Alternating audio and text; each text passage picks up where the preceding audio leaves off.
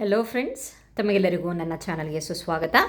ಈ ದಿನ ನಾವು 8ನೇ ತರಗತಿಯ ಈ ಒಂದು ಗಣಿತ ಪ್ರಕಾಶ ಹೊಸ ಪಠ್ಯಪುಸ್ತಕದಲ್ಲಿರುವಂತಹ ಮೊದಲನೇ ಪಾಠ ವರ್ಗ ಮತ್ತು ಘನ. ಇಲ್ಲಿಯವರೆಗೆ ನಾವು ಪೇಜ್ ನಂಬರ್ ವರ್ಗ ಸಂಖ್ಯೆಗಳ ಬಗ್ಗೆ ತಿಳ್ಕೊಂಡಿದ್ವಿ. ಪೇಜ್ ನಂಬರ್ 5ರವರೆಗೆ ನಾವು ಸಾಲ್ವ್ ಮಾಡಿದ್ವಿ, ಎಕ್ಸ್ಪ್ಲೇನ್ ಮಾಡಿದ್ದೆ. ಬನ್ನಿ ಈಗ ನೆಕ್ಸ್ಟು ಮುಂದಿನ ಭಾಗವನ್ನು ನೋಡೋಣ. ಪೂರ್ಣ ವರ್ಗಗಳು ಮತ್ತು ಬೆಸ ಸಂಖ್ಯೆಗಳು. ಈ ವಿಡಿಯೋನ ಕಂಪ್ಲೀಟಾಗಿ ನೋಡಿ, ಕಂಪ್ಲೀಟ್ ಆಗಿರುವಂಥ ಎಕ್ಸ್ಪ್ಲನೇಷನ್ ನಿಮಗೆ ಸಿಗುತ್ತೆ. ಬನ್ನಿ ನೋಡೋಣ. ಪೂರ್ಣ ವರ್ಗಗಳು ಮತ್ತು ಬೆಸ ಸಂಖ್ಯೆಗಳು. ಓಕೆ, ಪೇಜ್ ನಂಬರ್ 5ರಲ್ಲಿದೆ. ಇದರೊಳಗಡೆ ಏನಿದೆ ಅಂತ ಹೇಳಿಬಿಟ್ಟು ನೋಡೋಣ. ನಮಗೆ ಆಲ್ರೆಡಿ ಏನಾಗಿದೆ, ಪೂರ್ಣ ವರ್ಗಗಳು ಅಂತ ಅಂದರೆ ಏನು ಅಂತ ಹೇಳಿಬಿಟ್ಟು ಗೊತ್ತಾಗಿದೆ. ಆಮೇಲೆ ಕೆಲವೊಂದು ಹಿಂದಿನ ವಿಡಿಯೋದಲ್ಲಿ ನಾವು ಎಲ್ಲ ಪೂರ್ಣ ವರ್ಗ ಸಂಖ್ಯೆಗಳ ಒಂದು ಲಿಸ್ಟನ್ನು ನೋಡಿದ್ವಿ. ಅದರ ಜೊತೆಗೆ ಏನು ಒಂದು ರೂಲ್ಸ್ ಬರುತ್ತೆ ಅಂತ ಹೇಳಿಬಿಟ್ಟು ನೋಡಿದ್ವಿ. ಇದೆಲ್ಲ ಸಂಖ್ಯೆಗಳಿಂದ ಅದು ಎಂಡ್ ಆಯಿತು ಅಂತ ಅಂದರೆ ಬಿಡಿಸ್ಥಾನದಲ್ಲಿ, ವರ್ಗ ಸಂಖ್ಯೆಯ ಬಿಡಿಸ್ಥಾನದಲ್ಲಿ ಈ ಎಲ್ಲ ನಂಬರ್ಸ್ ಬರುತ್ತೆ ಅಂತ ಹೇಳಿಬಿಟ್ಟು ಹಿಂದಿನ ವೀಡಿಯೋಸಲ್ಲಿ ಹೇಳಿದ್ದೀನಿ. ಅದಾದಮೇಲೆ ನೆಕ್ಸ್ಟಲ್ಲಿ ಇದೆಲ್ಲ ಮತ್ತೆ ರೂಲ್ಸ್ಗಳು ಬರ್ತಾ ಮತ್ತೆ ನಾವು ನೆನಪು ಮಾಡ್ಕೊಳ್ಳೋಣ. ಬನ್ನಿ ನೋಡೋಣ. 2 ಕ್ರಮಾನುಗತ ವರ್ಗಗಳ ನಡುವಿನ ವ್ಯತ್ಯಾಸವನ್ನು ನಾವು ಪತ್ತೆ ಹಚ್ಚೋಣ.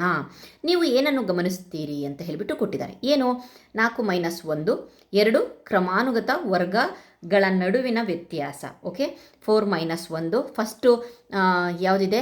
1 ಇದೆ ಅಲ್ವಾ ವರ್ಗ ಸಂಖ್ಯೆ. ಅದಾದಮೇಲೆ ನೆಕ್ಸ್ಟ್ 4 ಇದೆ, ಆಮೇಲೆ ನೆಕ್ಸ್ಟು 9 ಇದೆ, 16 ಇದೆ, 25. ಇವುಗಳ ನಡುವಿನ ವ್ಯತ್ಯಾಸ ನೋಡ್ಕೊಂಡು ಹೋಗೋಣ. ಫಾರ್ ಎಕ್ಸಾಂಪಲ್ ಹೇಗೆ ಅಂತ ಅಂದರೆ, ಮೊದಲನೇ ನಂಬರ್ ಇಲ್ಲಿ ಬರೆದಿದ್ದೀನಿ ನಾನು. 1ರಿಂದ 4 ಕಳಿಯೋಕ್ಕಾಗಲ್ಲ, 4ರಿಂದ 1 ಕಳಿತೀವಲ್ವಾ. 4ರಿಂದ 1 ಕಳೆದ್ರೆ ಅದು ಎಷ್ಟಾಯಿತು? 3. ನೆಕ್ಸ್ಟ್ ನಂಬರ್ ಕ್ರಮಾನುಗತ, ಅನುಕ್ರಮವಾಗಿ ತೊಗೊಬೇಕು. ಇದು ಮತ್ತು ಇದನ್ನು ತೊಗೊಳಂಗಿಲ್ಲ, ನೆಕ್ಸ್ಟೇ ತೊಗೊಬೇಕು. 9ರಲ್ಲಿ 4 ಕಳೆದ್ರೆ ಎಷ್ಟು ಬರುತ್ತೆ? 5. ನೆಕ್ಸ್ಟು 16ರಲ್ಲಿ 9 ಕಳಿಯೋಣ.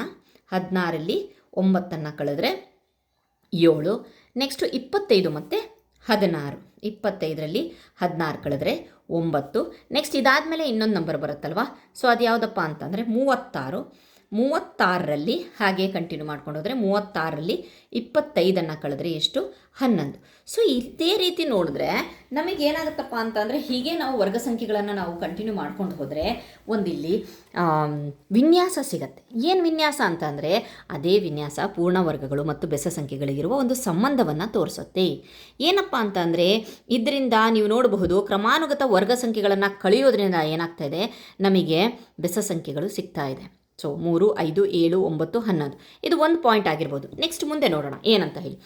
ಇದರಿಂದ ನಾವು 1ರಿಂದ ಪ್ರಾರಂಭವಾಗುವ ಕ್ರಮಾನುಗತ ಬೆಸ ಸಂಖ್ಯೆಗಳನ್ನು ಕೂಡಿಸುವುದರಿಂದ ಕೆಳಗೆ ತೋರಿಸಿರುವಂತೆ ಕ್ರಮಾನುಗತ ವರ್ಗ ಸಂಖ್ಯೆಗಳನ್ನು ಪಡೆಯುವುದನ್ನು ಗಮನಿಸುತ್ತೇವೆ. ಓಕೆ, ಹಾಗಂತ ಅಂದರೆ ಏನಪ್ಪ ಅಂತ ಅಂದರೆ, ಈಗ ಕ್ರಮಾನುಗತ ಬೆಸ ಸಂಖ್ಯೆಗಳು ಏನೋ ಕ್ರಮಾನುಗತ 1ರಿಂದ ಸ್ಟಾರ್ಟ್ ಆಗಬೇಕು. ಕ್ರಮಾನುಗತ ಬೆಸ ಸಂಖ್ಯೆಗಳನ್ನು ಕೂಡಿಸ್ಕೊಂಡು ಹೋಗೋಣ. ಓಕೆ, 1 + 3 4. 4 ಅನ್ನೋದೇನು? 2ರ ವರ್ಗ. ಓಕೆ, ನೆಕ್ಸ್ಟ್ ಇದಾದಮೇಲೆ ಯಾವುದಿದೆ? ಅದಕ್ಕಿಂತ ಮುಂಚೆ 1 ಇದೆಯಲ್ವಾ. 1ಕ್ಕೆ ಕೂಡಿಸಿದ್ರೆ 1 ಜೊತೆಗೆ 1 ಬಂತು. ಇದು 1ರ ವರ್ಗ. ನೆಕ್ಸ್ಟ್ 2ರ ವರ್ಗ. ನೆಕ್ಸ್ಟ್ 1 + 3. ಇದಾದಮೇಲೆ ನೆಕ್ಸ್ಟ್ ಬೆಸ ಸಂಖ್ಯೆ ಯಾವ್ದು ಬರುತ್ತೆ? 5 ಬರುತ್ತೆ. ಇದನ್ನು 3 ಕೂಡಿಸಿದ್ರೆ ಎಷ್ಟು ಬರುತ್ತೆ? 9 ಬರುತ್ತೆ. 9 ಅನ್ನೋದೇನು? 3ರ ವರ್ಗ. ಓಕೆ, ನೆಕ್ಸ್ಟ್ 1 + 3 + ಒಂದೊಂದೇ ಎಕ್ಸ್ಟ್ರಾ ಮಾಡ್ಕೊಂಡು ಹೋಗೋಣ. 5 ಆದಮೇಲೆ ಬೆಸ ಸಂಖ್ಯೆ ಯಾವ್ದು ಬರುತ್ತೆ? 7 ಬರುತ್ತೆ. ಇದನ್ನು ಕೂಡಿಸೋಣ. 3 1 4 4 5 9 9 7 16. ಇದು 4ರ ವರ್ಗ. ನೆಕ್ಸ್ಟ್ 1 + 3 + 5 + 7 +7 ಆದಮೇಲೆ ಯಾವ ನಂಬರ್ ಬರುತ್ತೆ? 9 ಬರುತ್ತೆ ಬೆಸ ಸಂಖ್ಯೆ. ಇದನ್ನು ಕೂಡಿಸಿದ್ರೆ ನೀವು ನೋಡ್ಬೋದು, ಇಲ್ಲಿವರೆಗೆ 16 ಆಗಿತ್ತು. 16 1 9 25. ಇದು 5ರ ವರ್ಗ. ಹಾಗೆ ಕಂಟಿನ್ಯೂ ಮಾಡ್ಕೊಂಡು ಹೋಗೋಣ. 1 + 3 + 5 +7 +9 +9 ಆದಮೇಲೆ ವರ್ಗ ಸಂಖ್ಯೆ 11. ಹಾಗೆ 36. ಇದು 6ರ ವರ್ಗ. ಹಾಗೆ ಇನ್ನೂ ಕಂಟಿನ್ಯೂ ಮಾಡ್ಕೊಂಡು ಹೋದರೆ ಒಂದು ಸ್ವಲ್ಪ ನೋಡೋಣ, ಕಂಟಿನ್ಯೂ ಮಾಡಿಕೊಂಡು ಸರಿ ಆಗತ್ತಾ ಎಲ್ಲ ಒಂದು ಸಿಚುವೇಷನಲ್ಲೂ ಅಂತ ಹೇಳಿಬಿಟ್ಟು 11 ಆದಮೇಲೆ ಅದಕ್ಕೆ 13 ಕೂಡಿಸೋಣ. ಇಲ್ಲಿಗೆ 36 ಆಗಿತ್ತು. 36 13 49. ಅದು 7ರ ವರ್ಗ. ಇಲ್ಲಿವರೆಗೆ ನೋಡಿದ್ಮೇಲಂತೂ ಯಾವುದೂ ಒಂದು ಚೇಂಜ್ ಆಗಿಲ್ಲ ಅಲ್ವಾ. 6ನೇ ತರಗತಿಯಲ್ಲಿ ಕಲಿತಿರುವ ಈ ವಿನ್ಯಾಸ ನಮಗೆ ಗೊತ್ತಿದೆ. ನಿಮ್ಮ ಟೆಕ್ಸ್ಟ್ ಬುಕ್ಕಲ್ಲಿದೆ ಏನಂತ ಹೇಳಿಬಿಟ್ಟು ನೋಡಿ. ಟೆಕ್ಸ್ಟ್ ಬುಕ್ಕಲ್ಲೂ ಇದೇ ಕೊಟ್ಟಿರೋದು. ಇದನ್ನು ಈ ಒಂದು ಚಿತ್ರ ನಾವು 6ನೇ ಕ್ಲಾಸ್ ಲಾಸ್ಟ್ ಇಯರ್ ಕುತೂಹಲದಲ್ಲಿ ನೋಡಿದ್ವಿ. ಕುತೂಹಲ ಅಲ್ಲ, ಗಣಿತ ಪ್ರಕಾಶದಲ್ಲಿ ನೋಡಿದ್ವಿ. ಕೆಳಗಿನ ಚಿತ್ರವು ಪ್ರತಿ ತಲೆ ಕೆಳಗಾದ ಎಲ್ ನಂತರದ ಮುಂದಿನ ಬೆಸ ಸಂಖ್ಯೆಯನ್ನು ಏಕೆ ನೀಡುತ್ತದೆ ಎಂಬುದನ್ನು ವಿವರಿಸುತ್ತೆ. ಇಲ್ಲಿ ನೀವು ನೋಡಬಹುದು, ಇನ್ವರ್ಟೆಡ್ ಎಲ್ ಟೈಪಲ್ಲಿದೆ. ಅಂದರೆ ಕೆಳಮುಖ ಆದ, ತಲೆ ಕೆಳಗಾದ ಎಲ್ ಶೇಪಲ್ಲಿದೆ. ಇದು ಯಾವ ರೀತಿಯಾಗಿ ಆಯಿತು ಅಂತ ಅಂದರೆ 1 + 3 ಆಯಿತಾ. ಇದು 1 + 3. ಸೊ ಇಷ್ಟು ನೆನ್ಪಿಟ್ಕೊಳ್ಳಿ. ಏನಪ್ಪ ಅಂತಂದರೆ ನಮಗೆ ಯಾಕೆ ಈ ರೀತಿಯಾಗಿ ಚಿತ್ರಗಳನ್ನು ಕೊಟ್ಟಿದ್ದಾರೆ ಅಂತಂದರೆ it should be create square. ಒಂದು ಘನವನ್ನು ಇದು ಆ ಘನದ ಚಿತ್ರವು ಬರಬೇಕು. ಇಲ್ಲಿ ನೋಡ್ತಿದ್ದೀರಾ? ಸೊ ಇಲ್ಲಿ ನೋಡ್ತಾ ಇದ್ದೀರಾ? ಸೊ ಚಿತ್ರ ಎಕ್ಸ್ಪ್ಲೇನ್ ಮಾಡೋಕ್ಕಿಂತ ಮುಂಚೆ ಇದನ್ನು ಹೇಳ್ತಾ ಇದ್ದೀನಿ. ಯಾಕೆ ಈ ಚುಕ್ಕೆ ಈ ರೀತಿಯಾಗಿ ಅರೇಂಜ್ ಮಾಡಿದ್ದಾರೆ ಅಂತ ಅಂದರೆ ಇದು ಒಂದು ಸ್ಕ್ವೇರ್ ಬಗ್ಗೆ ಮಾತಾಡ್ತಾ ಇದ್ದೀವಿ. ಸ್ಕ್ವೇರ್ ಅಂತ ಅಂದರೆ ಏನು? ಸ್ಕ್ವೇರ್ ಅಂತ ಅಂದ್ರೇನು? ಒಂದು ಚೌಕ. ಓಕೆ, ಚೌಕ ಅಲ್ವಾ? ಸೊ ಆ ಚೌಕದ ಒಂದು ಚಿತ್ರವನ್ನು ರಿಸೆಂಬಲ್ ಮಾಡಬೇಕು. ಆ ರೀತಿಯಾಗಿ ಚಿತ್ರವನ್ನು ಚುಕ್ಕೆಗಳನ್ನು ಜೋಡಿಸ್ಕೊಂಡು ಹೋದರೆ ಏನು ಸಿಗುತ್ತೆ ಅಂತ ನೋಡೋಣ. ಒಂದು ಇನ್ವರ್ಟೆಡ್ ಎಲ್ಲೆಲ್ಲಿ 3 ಬಂತು, 1+3. ಓಕೆ, ನೆಕ್ಸ್ಟ್ ಚಿತ್ರ ಬರೋಣ. ಇದು ಆಲ್ರೆಡಿ 1+3 ಇದೇ ಚಿತ್ರನ ಇಲ್ಲಿವರೆಗೆ ಇಟ್ಟಿದ್ದಾರೆ. ನೀವು ನೋಡ್ಬೋದು, ಇದೇ ಚಿತ್ರನ ಇಲ್ಲಿವರೆಗೆ ಇಟ್ಟಿದ್ದಾರೆ. ಅದಾದಮೇಲೆ ಲಾಸ್ಟಿಗೆ 3+2 ಅದರ ಒಂದು ಕಂಟಿನ್ಯೂ ಫಾರ್ಮ್ ಇಲ್ಲಿದೆ. ಇದು ಅಂದ್ರೂ ಅದೇ, ಇದು ಅಂದ್ರೂ ಅದೇ. ಇದನ್ನು ಜಂಬಲ್ಡ ಕೊಟ್ಟು ಇಲ್ಲಿ ಸೇರಿಸಿ ಕೊಟ್ಟಿದ್ದಾರೆ. ಓಕೆ, 1+3+5. ಓಕೆ, ನೆಕ್ಸ್ಟ್ ಮತ್ತೆ ಇದರ ಚಿತ್ರ ಇಲ್ಲೇ ಇದೆ. ಸೊ ಇದನ್ನೇ ನೋಡಿ, ಇದು ಕನ್ಫ್ಯೂಸ್ ಆಗಬೇಡಿ. ಸೊ ಇದೇ ನೋಡಿ, 1+3+5 ಚಿತ್ರ ಇದು. ಈ ಚಿತ್ರವನ್ನು ಇಲ್ಲಿಟ್ಟು ಅದಕ್ಕೆ ಮತ್ತೆ 7 ಸೇರಿಸಿದ್ದಾರೆ. 7ಗಳನ್ನು ಇಟ್ಟ ಮೇಲೆ ಅದು ಚೌಕದ ಶೇಪಲ್ಲಿ ಬರುತ್ತೆ ಅಂತ ಹೇಳಿ. ಓಕೆ, ಸೊ ಮೊದಲ n ಬೆಸ ಸಂಖ್ಯೆಗಳ ಮೊತ್ತ n² ಎಂದು ನಾವು ಪರಿಗಣಿಸುತ್ತೇವೆ. ಇದಕ್ಕೆ ಪರ್ಯಾಯವಾಗಿ ಪ್ರತಿಯೊಂದು ವರ್ಗವು 1ರಿಂದ ಪ್ರಾರಂಭವಾಗುವ ಕ್ರಮಾನುಗತ ಬೆಸ ಸಂಖ್ಯೆಗಳ ಮೊತ್ತವಾಗಿದೆ. ನೆನಪಿರಲಿ. ಸೊ ಏನಪ್ಪ ಅಂತಂದರೆ ಕ್ರಮಾನುಗತ ಬೆಸ ಸಂಖ್ಯೆಗಳ ಮೊತ್ತ ನಮಗೆ ಏನು ಸಿಗುತ್ತಪ್ಪ ಅಂತಂದರೆ ಒಂದು ಪರ್ಫೆಕ್ಟ್ ಸ್ಕ್ವೇರ್ ಸಿಗುತ್ತೆ, ಪೂರ್ಣ ವರ್ಗ ಸಿಗುತ್ತೆ. ಓಕೆ, ನೆಕ್ಸ್ಟ್ ಅಲ್ಲದೆ ಬೆಸ ಸಂಖ್ಯೆಗಳನ್ನು ಅನುಕ್ರಮವಾಗಿ ಕಳೆಯೋದ್ರೆ ಇಲ್ಲಿ ಅಡಿಷನ್ ಆಯ್ತಲ್ವಾ, ಇಲ್ಲಿ ಕೂಡಿಸೋದನ್ನು ಮಾಡಿದ್ವಿ. ಈಗ ನಾವು ಕಳೆಯೋದ್ರ ಮೂಲಕನೂ ಇದನ್ನು ಕಂಡುಹಿಡಿಬೋದಾ ಅಂತ ನೋಡೋಣ. ಬೆಸ ಸಂಖ್ಯೆಗಳನ್ನು ಅನುಕ್ರಮವಾಗಿ ಕಳೆಯುವುದರ ಮೂಲಕ ಒಂದು ಸಂಖ್ಯೆ ಪೂರ್ಣವಾಗಿದೆಯೇ ಎಂದು ನಾವು ಕಂಡುಹಿಡಿಯಬಹುದು. ಹೇಗೆ? ಒಂದು ಎಕ್ಸಾಂಪಲನ್ನು ತೊಗೊಂಡಿದ್ದಾರೆ, 25. ಓಕೆ, ಇಲ್ಲಿ ನಾನು ಎಕ್ಸ್ಪ್ಲೇನ್ ಮಾಡ್ತೀನಿ. ಒಂದು ನಂಬರ್ 25 ಅಂತ ತೊಗೊಳ್ತೀನಿ. ಇವ್ರು ಏನು ಹೇಳ್ತಾ ಇದ್ದಾರೆ ಅಂತ ಅಂದರೆ ಸೇಮ್ ಮತ್ತೆ ಬೆಸ ಸಂಖ್ಯೆಗಳಿಂದನೇ ಕಳ್ಕೊಂಡು ಹೋಗಿ ಅಂತ. 25 ಫಸ್ಟು 1 ಅಲ್ವಾ ಬೆಸ ಸಂಖ್ಯೆ, ಎಷ್ಟು ಬಂತು? 24 ಬಂತು. ಮತ್ತೆ ಈ ಆನ್ಸರನ್ನು ತೊಗೊಳ್ಳೋಣ. 24 ಆದಮೇಲೆ 1 ಆದಮೇಲೆ ಯಾವ ಬೆಸ ಸಂಖ್ಯೆ ಬರುತ್ತೆ? 3 ಆಗುತ್ತೆ. 24ರಲ್ಲಿ 3 ಕಳೆದ್ರೆ 21. ಓಕೆ, ಅದೇ ರೀತಿ ಮತ್ತೆ ಇದೇ ಆನ್ಸರ್ ತೊಗೊಂಡು ಕಳಿಯೋದು ಯಾವುದು? ಅನುಕ್ರಮವಾಗಿರುವಂಥ ಬೆಸ ಸಂಖ್ಯೆಗಳನ್ನೇ ಕಳಿಬೇಕು. 3 ಆದಮೇಲೆ 5, 21ರಲ್ಲಿ 5 ಹೋದರೆ 16. ಓಕೆ, ನೆಕ್ಸ್ಟ್ ಮತ್ತೆ 16ನ್ನು ತೊಗೊಂಡು ಕಂಟಿನ್ಯೂ ಮಾಡೋಣ. 5 ಆದಮೇಲೆ 7 ಬೆಸ ಸಂಖ್ಯೆ 9. ನೆಕ್ಸ್ಟ್ ಮತ್ತೆ 9 ಈ ಉತ್ತರ. ಅದ್ರ ಜೊತೆಗೆ ಯಾವುದನ್ನು ಕಳೀತಾ ಇದ್ದೀವಿ? 7 ಆದಮೇಲೆ ಬೆಸ ಸಂಖ್ಯೆ ಯಾವುದು? 9. 9ರಲ್ಲಿ 9 ಕಳೆದ್ರೆ 0. 1ರಿಂದ ಪ್ರಾರಂಭಿಸಿ ಕೊನೆಗೆ ಲಾಸ್ಟ್ 0 ಸಿಗಬೇಕು. ಅಲ್ಲಿವರೆಗೆ ಅದು 0 ಬಂತು ಅಂತ ಅಂದರೆ ಅದು ಒಂದು ಪೂರ್ಣ ವರ್ಗ ಸಂಖ್ಯೆ. ಓಕೆ, ಸೊ ನಾವು ಹಂತ ಹಂತವಾಗಿಯೂ ಇಲ್ಲೂ ನೋಡಿದ್ವಿ ಪೂರ್ಣವರ್ಗ ಸಂಖ್ಯೆ ಮತ್ತು ಬೆಸ ಸಂಖ್ಯೆಗೆ ಏನು ಸಂಬಂಧ ಅಂತ. ಇಲ್ಲೂ ನೋಡಿದ್ವಿ ಏನಪ್ಪ ಅಂತ ಅಂದರೆ ಅನುಕ್ರಮವಾದ ಬೆಸ ಸಂಖ್ಯೆಗಳನ್ನು ಕೂಡೋದ್ರ ಮೂಲಕ ನಮಗೆ ಪೂರ್ಣ ವರ್ಗ ಸಂಖ್ಯೆ ಸಿಗುತ್ತೆ ಅಂತ. ಇಲ್ಲೂ ನೋಡಿದ್ವಿ ಮೂರನೇ ಸ್ಟೆಪ್ಪು, ಮೂರನೇ ಒಂದು ಟ್ರಿಕ್ಕು ಏನಪ್ಪ ಅಂತ ಅಂದರೆ ಅನುಕ್ರಮವಾದ ಬೆಸ ಸಂಖ್ಯೆಗಳನ್ನು ನಾವು 1ರಿಂದ ಸ್ಟಾರ್ಟ್ ಮಾಡಿ ಲಾಸ್ಟ್ 0 ಬರುವವರೆಗೆ ಕಳೆದ್ರೆ ಅದು ಸಹ ಒಂದು ಪೂರ್ಣ ವರ್ಗ ಸಿಗುತ್ತೆ ಅಂತ ಹೇಳ್ಬಿಟ್ಟು. ಓಕೆ, ಅಂತ ಅಂದರೆ ಏನಪ್ಪ ಅಂತಂದರೆ ಇದು ಒಂದು ಪೂರ್ಣವರ್ಗ ಸಂಖ್ಯೆ. ಯಾವುದು? 25 ಅನ್ನೋದು ಒಂದು ಪೂರ್ಣವರ್ಗ ಸಂಖ್ಯೆ. ನಾವು ಮೊದಲ 5 ಬೆಸ ಸಂಖ್ಯೆಗಳನ್ನು ಕಳೆಯೋದ್ರಿಂದ ನಮಗೆ ಒಂದು ಪೂರ್ಣ 25 = 5² ಅಂತ ಹೇಳ್ಬಿಟ್ಟು ದೊರೆಯುತ್ತೆ. Okay, fine. ಸೊ ಹಾಗಾದರೆ ನೆಕ್ಸ್ಟ್ ಮುಂದೆ ಇಲ್ಲಿ ಒಂದು ಕ್ವಶನನ್ನು ಕೊಟ್ಟಿದ್ದಾನೆ. ಏನಂತಂದರೆ 35² = 1225 ಎಂದು ನೀಡಲಾಗಿದ್ದು ಮೇಲಿನ ವಿನ್ಯಾಸವನ್ನು ಬಳಸಿಕೊಂಡು 36² ಕಂಡುಹಿಡಿಯಿರಿ. ಮೇಲಿನ ಪ್ರಶ್ನೆಯಿಂದ ಕಂಡುಹಿಡಿಯಿರಿ ಅಂತ ಕೊಟ್ಟಿದ್ದಾರಲ್ವಾ. ಸೊ ಬನ್ನಿ ನೆಕ್ಸ್ಟ್ ನೋಡೋಣ ಏನಂತ ಹೇಳಿ ನಮಗೆ ಕೊಟ್ಟಿದ್ದಾರೆ. 35² ಅಂತಂದರೆ 1225. ಇದನ್ನು ಬಳಸ್ಕೊಂಡು ಈ ವಿನ್ಯಾಸವನ್ನು ಬಳಸಿ 36² ಪಡಿಬಹುದಾ ಅಂತ ಹೇಳಿ ಕೇಳಿದ್ದಾರೆ. ಸೊ ಪಡಿಬಹುದು. ಒಂದು ಜನರಲ್ ಆಗಿ ಒಂದು ರೂಲ್ ಇದೆ. ಏನಪ್ಪ ಅಂತಂದರೆ 2n - 1 ಅನ್ನೋದನ್ನು ಒಂದು ರೂಲ್ ಇದೆ. n ನಂಬರು ಬೆಸ ಸಂಖ್ಯೆ ಆಗಿರಬೇಕು. 2n - 1 ಅನ್ನೋದು ಜನರಲ್ ರೂಲ್ ಇದೆ. n ಅನ್ನೋದು ನೆನಪಿರಲಿ ಎನ್ನೇ ಬೆಸ ಸಂಖ್ಯೆ. ಎನ್ನೇ ಬೆಸ ಸಂಖ್ಯೆ ಯಾವುದು ಅಂತ ಹೇಳಿಬಿಟ್ಟು ಕಂಡುಹಿಡಬೇಕು ಅಂತ ಅಂದರೆ ನಮಗೆ ಒಂದು ಎನ್ನೇ ಒಂದು ಬೆಸ ಸಂಖ್ಯೆಯನ್ನು ನಾವು ಕಂಡುಹಿಡಬೇಕಾಗತ್ತೆ. ಅದಕ್ಕೋಸ್ಕರ ನಾವು ಏನು ಮಾಡ್ತೀವಿ, ಇಲ್ಲಿ n ಅನ್ನೋದು ಏನು 36 - 1 6 1 6 2 12 72 - 1 72ರಲ್ಲಿ 1 ಕಳೆದ್ರೆ 71. ಓಕೆ, 36ದು 71 ಅಲ್ಲ, 35ರದ್ದು ಕಂಟಿನ್ಯೂಷನ್ಸ್ 35 ಸಿಕ್ಕಿದೆ ಅಲ್ವಾ. ಈಗ ನಾವು ತೊಗೊಂಬಂದು ಇದನ್ನು ಆ್ಯಡ್ ಮಾಡಿದ್ರೆ ನಾವು 5 1 6 9 2 1 ಈ ಆನ್ಸರ್ ಇದೆಯಲ್ಲ 1296 ಅನ್ನೋದು 36 ಸ್ಕ್ವೇರ್ನ ಒಂದು ಉತ್ತರವಾಗಿದೆ. 36 ಸ್ಕ್ವೇರ್ನ ಉತ್ತರವಾಗಿದೆ. ಸೊ ಇದು ಹೇಗೆ ಬಂತು ಅಂತ ಹೇಳಿಬಿಟ್ಟು ಗೊತ್ತಾಯ್ತಲ್ವಾ? ನಾವೇನು ಮಾಡಿದ್ವಿ ಅಂತ ಅಂದರೆ 35 ಸ್ಕ್ವೇರನ್ನು ಕೊಟ್ಟಿದ್ರು. ನೆಕ್ಸ್ಟ್ ಅದರ ಕಂಟಿನ್ಯೂಷನ್ ನಂಬರ್ 36 ಸ್ಕ್ವೇರಿಗೆ ನಾವು ಒಂದು ಸೂತ್ರವನ್ನು, ಒಂದು ಜನರಲ್ ಸೂತ್ರವನ್ನು ಬಳಸಿದ್ವಿ. ಅದೇನಪ್ಪ ಅಂತಂದರೆ 2n - 1. ಸೊ ಇದನ್ನು ನೀವು ಬೇರೆ ಎಲ್ಲದಕ್ಕೂ ಮಾಡಬಹುದಾ? ಹೌದು, ಮಾಡಬಹುದು. ಓಕೆ, ಇಲ್ಲಿ 71 ಇಲ್ಲಿ 35 ಸ್ಕ್ವೇರ್ ಜೊತೆಗೆ ಆ್ಯಡ್ ಮಾಡಿದಾಗ, ಕೂಡಿಸಿದಾಗ ನಮಗೆ ನೆಕ್ಸ್ಟ್ ನಂಬರ್ ಸಿಕ್ತು. ಓಕೆ, ಫೈನ್, ಅರ್ಥ ಆಗಿದೆ ಅಂದ್ಕೊಂಡಿದ್ದೀನಿ. ನೆಕ್ಸ್ಟ್ ನೋಡೋಣ. ಸೊ ಅಲ್ಲೇ ಇಲ್ಲೂ ಅದನ್ನೇ ಕೊಟ್ಟಿದ್ದಾರೆ. ಸೊ 36 ಸ್ಕ್ವೇರ್ ಆಗಿದೆ, ವರ್ಗ ಸಂಖ್ಯೆ ಅಲ್ಲದ 38 ಎಂಬ ಒಂದು ಸಂಖ್ಯೆಯನ್ನು ಪರಿಗಣಿಸಿ. ಸೊ 1ರಿಂದ ಪ್ರಾರಂಭವಾಗ. ಓಕೆ, ಹಾಗಾದರೆ ಸೊ ಇಲ್ಲಿ ಕಳೆಯೋದ್ರಿದೆಯಲ್ವಾ, ಇದು ಬೇರೆದಕ್ಕೂ ಆಗತ್ತಾ ಅಂತ ಹೇಳಿಬಿಟ್ಟು ನೀವು ಪ್ರಶ್ನೆ ಮಾಡ್ಬೋದು. 25 ಇದೆ, 26, 27, ಅಥವಾ ಇಲ್ಲಿ ಒಂದು ಎಕ್ಸಾಂಪಲ್ಲೇ ಕೊಟ್ಟುಬಿಟ್ಟಿದ್ದಾರೆ. ಏನಂತ ಹೇಳಿ 38ನ್ನು ನೋಡೋಣ ಅಂತ ಕೊಟ್ಟಿದ್ದಾರೆ. ಓಕೆ, 38ನ್ನು ನೋಡಿದ್ವಿ. 38ರಲ್ಲಿ 1 ಕಳೆದ್ರೆ ಎಷ್ಟಾಯಿತು? 37 ಆಯಿತು. 37ರಲ್ಲಿ 3 ಕಳೆದ್ರೆ ನೆಕ್ಸ್ಟ್ ನಂಬರು 34 ಆಯಿತು. 34ರಲ್ಲಿ ನೆಕ್ಸ್ಟ್ ನಂಬರ್ 5 ಕಳೆದ್ರೆ 29 ಆಯಿತು. ಓಕೆ, ಮತ್ತು 29ರಲ್ಲಿ ನೆಕ್ಸ್ಟ್ ನಂಬರ್ 7 ಕಳೆದ್ರೆ 22 ಆಯಿತು. 22ರಲ್ಲಿ ನೆಕ್ಸ್ಟ್ ನಂಬರ್ 9 ಕಳೆದ್ರೆ 13 ಆಯಿತು. 13ರಲ್ಲಿ ನೆಕ್ಸ್ಟ್ ನಂಬರ್ 11 ಕಳೆದ್ರೆ 2 ಆಯಿತು. ಓಕೆ, ಹಾಗಾದರೆ ನೆಕ್ಸ್ಟ್ ನಮ್ಗೆ 0 ಬರುವವರೆಗೆ ನೋಡಬೇಕಲ್ವಾ? ಮಾಡೋಣ. ಓಕೆ, 2ರಲ್ಲಿ ಮತ್ತೆ ನೆಕ್ಸ್ಟ್ 13 ಕಳೆದ್ರೆ -11 ಆಯಿತು. ಸೊ ಎಲ್ಲಿದೆ 0? 2 ಮತ್ತು 11 ಮಧ್ಯೆ 0 ಬರಬೇಕಾಗಿತ್ತು, ಬಟ್ 0 ಇಲ್ಲ, -11 ಬಂದಿದೆ ಅಂದಮೇಲೆ so it's understood that is 38 ಅನ್ನೋದು ಪೂರ್ಣ ವರ್ಗ ಸಂಖ್ಯೆ ಅಲ್ಲ. It's not A perfect square. ಆಯಿತಾ? ಇದು 38 ಅನ್ನೋದು ವರ್ಗ ಸಂಖ್ಯೆ ಅಲ್ಲ. 38 ವರ್ಗ ಸಂಖ್ಯೆ ಅಲ್ಲ.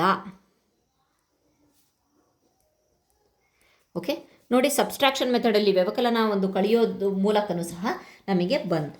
ಸೊ ಇಲ್ಲಿ 38ನ್ನು 1ರಿಂದ ಕ್ರಮಾನುಗತ ಬೆಸ ಸಂಖ್ಯೆಗಳ ಮೊತ್ತವಾಗಿ ವ್ಯಕ್ತಪಡಿಸಲು ಸಾಧ್ಯವಿಲ್ಲ ಎಂದು ತೋರಿಸುತ್ತೆ. ಓಕೆ, ನೆಕ್ಸ್ಟ್ ಇಲ್ಲಿ ಒಂದು ಕ್ವಶನ್ ಕೊಟ್ಟಿದ್ದಾನೆ. ಏನಪ್ಪ?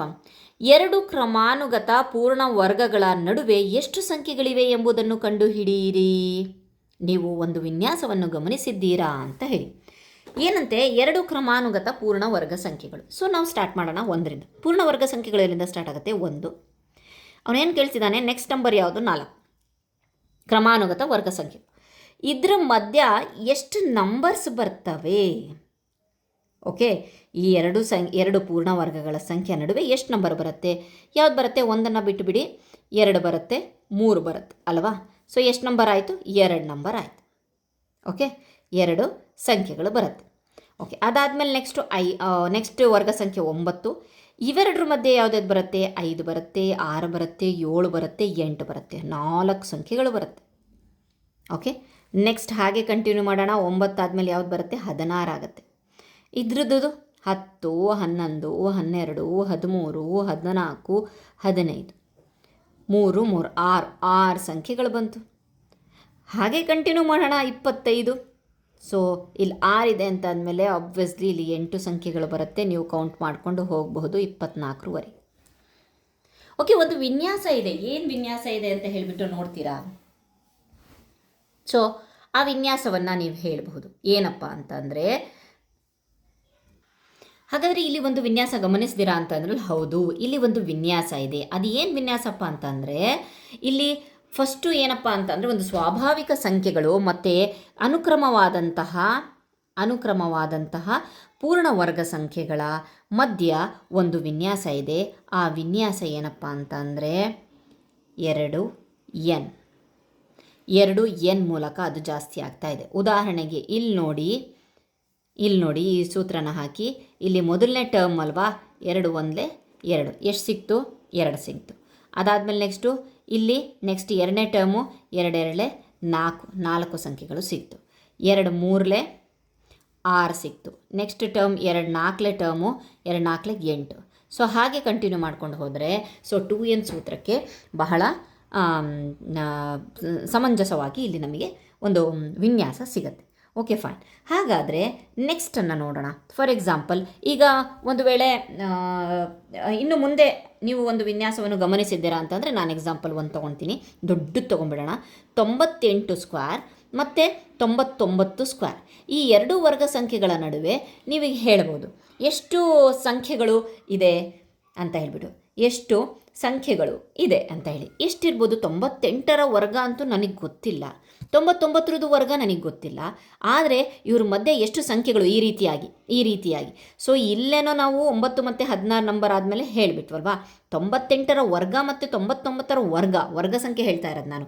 ಸೊ ಅವುಗಳ ವರ್ಗಗಳ ಒಂದು ಮಧ್ಯ ಎಷ್ಟು ಸಂಖ್ಯೆಗಳು ಬರುತ್ತೆ ಅಂತಂದರೆ ಅದಕ್ಕೆ ಈ ಸೂತ್ರ 2n ಹಾಕಬೇಕು. 2n ಹಾಕಿದ್ರೆ ಇದರೊಳಗಡೆ n ಅನ್ನೋದು ಚಿಕ್ಕ ನಂಬರ್, ಈ ಎರಡರಲ್ಲಿ ಯಾವ ಚಿಕ್ಕ ನಂಬರ್ ಇದೆಯೋ ಅದನ್ನು ತೊಗೊಳ್ಳೋಣ. 98. ಸೊ ಇದ್ರ ಮಧ್ಯಕ್ಕೆ 8 2 16, 1 9 2 18, 1 19, 196 ಸಂಖ್ಯೆಗಳು ಇವೆರಡರ ಮಧ್ಯೆ ಇದೆಯಂತೆ. ಆಯಿತಾ? ಸೊ ನಾವು ಎಣಿಸ್ಕೊಂಡು ಹೋದರೆ 98 99 ಅಂತ ಎಣಿಸ್ಬಿಡ್ರಿ, 98ರ ವರ್ಗ ಇದೆಯಲ್ವಾ. ಸೊ ಇದರ ಆನ್ಸರ್ ಬರುತ್ತಲ್ಲ, ಅಂದರೆ 98 × 98 ಮಾಡಿದಾಗ ಅದರ ಸಂಖ್ಯೆ, ಮತ್ತು 99 × 99 ಮಾಡಿದಾಗ ಅದರ ವರ್ಗ ಸಂಖ್ಯೆ ಮಧ್ಯದಲ್ಲಿ ಎಷ್ಟು ಸಂಖ್ಯೆಗಳು ಬರುತ್ತೆ ಅಂದರೆ 190. ಎಷ್ಟು ಸಿಂಪಲ್ ಆಗಿ ಹೇಳಿದ್ವಿ. 2n ಹಾಕ್ಕೊಂಡು ಯಾವುದು ಚಿಕ್ಕ ಸಂಖ್ಯೆಯನ್ನು ಹಾಕಿದ್ರೆ ಗುಣಿಸಿದ್ರೆ ನಮಗೆ ನೆಕ್ಸ್ಟು ಮುಂದೆ ಒಂದು ನೆಕ್ಸ್ಟು ಅಭ್ಯಾಸದಲ್ಲಿರುವಂಥ ಪ್ರಶ್ನೆಗಳನ್ನು ಮಾಡಬೇಕಾದ್ರೆ ನಮಗಿದು ಬೇಕಾಗುತ್ತೆ. ಓಕೆ, ಫೈನ್, ಆಯಿತು. ನೆಕ್ಸ್ಟನ್ನು ನೋಡೋಣ ಏನಂತ ಹೇಳಿಬಿಟ್ಟು. ಇಲ್ಲೂ ಅದೇ ರೀತಿ ಕೊಟ್ಟಿದ್ದಾನೆ. ಹಾಗಾದರೆ ನೀವು ನಿಮಗೆ ಮುಂಚೆನೇ ಕೋಷ್ಟಕವನ್ನು ಕೊಟ್ಟಿದ್ವಲ್ವಾ, ಆ ಕೋಷ್ಟಕವನ್ನು ನೋಡಿಬಿಟ್ಟು 1 ಮತ್ತು 100ರ ಒಳಗಡೆ ಎಷ್ಟು ನಂಬರ್ಸ್ ಬರುತ್ತೆ ಅಂತ ಹೇಳಿಬಿಟ್ಟು ಬರೀರಿ ಅಂತ ಕೊಟ್ಟಿದ್ದಾರೆ. ಸೊ 1 ಮತ್ತು 100ರ ಮಧ್ಯೆ ಎಷ್ಟಿದೆ? 1 ನೀವು ನೋಡ್ಬೋದು, 100 ಇಲ್ಲಿವರೆಗೆ. ಫೈನ್. ಎಷ್ಟಿದೆ? 1 2 3 4 5 6 7 8 9 10 ಇದೆ. ಸೊ ಬರೆಯೋಣ ಏನಂತೆ. ಸೊ ಎಷ್ಟು ವರ್ಗ ಸಂಖ್ಯೆಗಳಿದ್ದಾವೆ ಅಂತ ಅಂದರೆ 1 ಮತ್ತು 100ರ ಮಧ್ಯೆ ಎಷ್ಟು ವರ್ಗ ಸಂಖ್ಯೆಗಳಿದ್ದಾವೆ? 10 ವರ್ಗ ಸಂಖ್ಯೆಗಳಿದ್ದಾವೆ. ನೆಕ್ಸ್ಟ್ ಅದಾದಮೇಲೆ 101ರಿಂದ 200 ಅಂತ ಅಂದರೆ 101ರಿಂದ ಅಂತಂದರೆ ಇಲ್ಲಿಂದ ನೋಡ್ಬೋದು ನೀವು, ಇಲ್ಲಿಂದ 200, 225 ಜಾಸ್ತಿ ಆಗಿಬಿಡುತ್ತೆ. 200 1 2 3 4. ಸೊ 201ರಿಂದ 300, 201ರಿಂದ 300, ಇಲ್ಲಿಂದ 300, 3. ಓಕೆ, 301ರಿಂದ 400, 301ರಿಂದ 400, ಇಲ್ಲೂ ಅಷ್ಟೇ 1 2 3, 400 ಒಳಗಡೆ ಇರಬೇಕು. 400 ಮೇಲೆ 400ರಿಂದ 500 ಅಂತೆ, 1 2 ಅಷ್ಟೇ. ಓಕೆ, ನೆಕ್ಸ್ಟ್ ವಿತ್ ಪ್ರೂಫ್ ತೋರಿಸ್ತಾ ಇದ್ದೀನಿ ಏನು ಅನ್ನೋದನ್ನು. ಸೊ ನೆಕ್ಸ್ಟ್ 501ರಿಂದ 600, 501ರಿಂದ ಅಂತ ಅಂದರೆ ಇಲ್ಲಿಂದ 600 ಅಂತ ಅಂದರೆ ಇಲ್ಲಿ 625 ಜಾಸ್ತಿ ಆಯಿತು. ಸೊ 2. ಅದೇ ರೀತಿ 601ರಿಂದ 700 ಇದೇ 2, 700ರಿಂದ ಇವೆರಡು 8, 800ವರೆಗೆ ಆಯಿತಾ. ಇದು 2, ಇದು 2. 801ರಿಂದ 900, 801ರಿಂದ 900, 801 ಆದಮೇಲೆ ಇದೊಂದು 2. ಲಾಸ್ಟು 901ರಿಂದ 1000, ನಮಗೆ ಲಾಸ್ಟಿಗೆ 900 ಸಿಕ್ಕಿದೆ. ಸೊ ನಾವೇನು ಮಾಡೋಣಪ್ಪ ಅಂತಂದರೆ 1000 ನೆಕ್ಸ್ಟ್ 31 ಸ್ಕ್ವೇರನ್ನು ಸಹ ನೋಡಿಬಿಡೋಣ.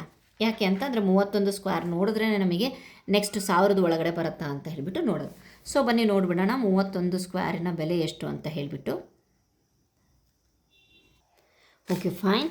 ಸೊ ಇಲ್ಲಿ ಮಾಡಿಬಿಡ್ತೀನಿ. 31 ಸ್ಕ್ವೇರ್ನ ಒಂದು ಬೆಲೆ ಎಷ್ಟಪ್ಪ ಅಂದರೆ 991. ಹಾಗಾದರೆ ನಮಗೆ ಇಲ್ಲಿ ಒಂದು ಸಿಕ್ತು ಅಲ್ವಾ, 900ರ ಮೇಲೆ, ಸಾರಿ ಏನು ಕಾಣಿಸ್ತಾ ಇಲ್ಲ, 900 ಮೇಲೆ ಇದೊಂದು ಸಿಕ್ತು. ಹಾಗಾದರೆ 31 ಆದಮೇಲೆ 32 ನೋಡೋಣ. 32ರವರೆಗ 1024 ಬಂತು. ಎಷ್ಟು ಬಂತು?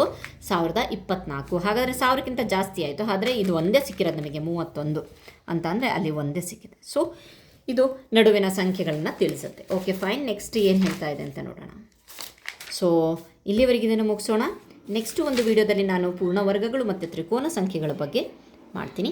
Thank you so much. ನಿಮಗೆ ನನ್ನ ವಿಡಿಯೋ ಇಷ್ಟ ಆಗಿದರೆ ಪ್ಲೀಸ್ ಒಂದು ಕಮೆಂಟಲ್ಲಿ ಹೇಳಿ ಏನಂತ ಹೇಳಿಬಿಟ್ಟು ಇದೇ ರೀತಿ ಕಂಟಿನ್ಯೂ ಮಾಡಿ ಅಂತ ಹೇಳಿಬಿಟ್ಟು ಒಂದು ಸ್ವಲ್ಪ ಹೇಳಿದರೆ ಸಾಕು, ನನಗೆ ಒಂದು ಪ್ರೇರಣೆ ಸಿಕ್ಕಾಗುತ್ತೆ. ತುಂಬ ಧನ್ಯವಾದಗಳು ಫ್ರೆಂಡ್ಸ್.